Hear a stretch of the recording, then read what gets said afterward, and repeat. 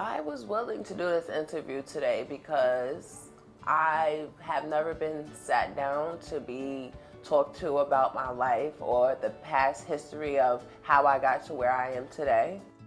I'm actually glad to help reach out to people to break the stigma.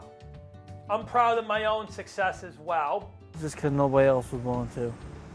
And I guess I wanted to just open up more. I mean, it doesn't seem like a lot, but it did take a lot to get where I am today. I do feel that someone else needs to hear this story. You maybe experienced what I experienced, and you can learn a little bit from my story. I hope to break the stigma, and I like reaching out to people to try to explain to them that this is not all bad. I at first didn't really know what it was when I was treated for it, and I kept asking questions. And it's actually a mental illness in the mind, in the brain, a chemical imbalance of your moods, which makes your moods up, down, or in between.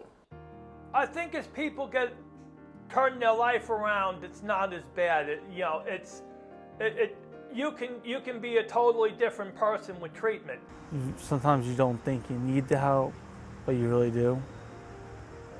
So you say, oh, I don't need the help because I don't think there's anything wrong with me. More than it really is. Because I was the same way, I didn't want to get help, and all of a sudden I got help. No. It took me a couple of years, but then in the end I said I need the help.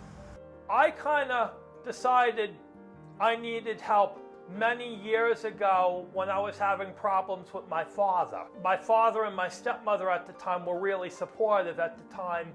It's a really tough question to ask a loved one, who you think needs help. Call somebody, vent. It's okay to talk. That's why I have with bipolar, you can go to therapy, you can go to medication management, and both of those hand in hand will help you feel like you're not just alone in your own world, That there is help out there for people. People can turn their life around.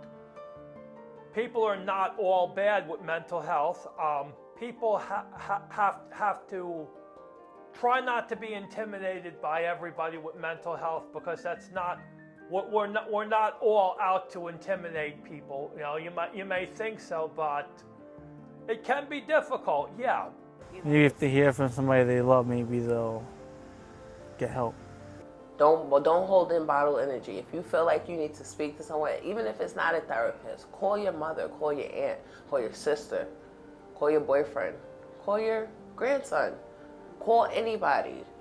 It does motivate people to want to move forward, having a safe place to live that you could call home.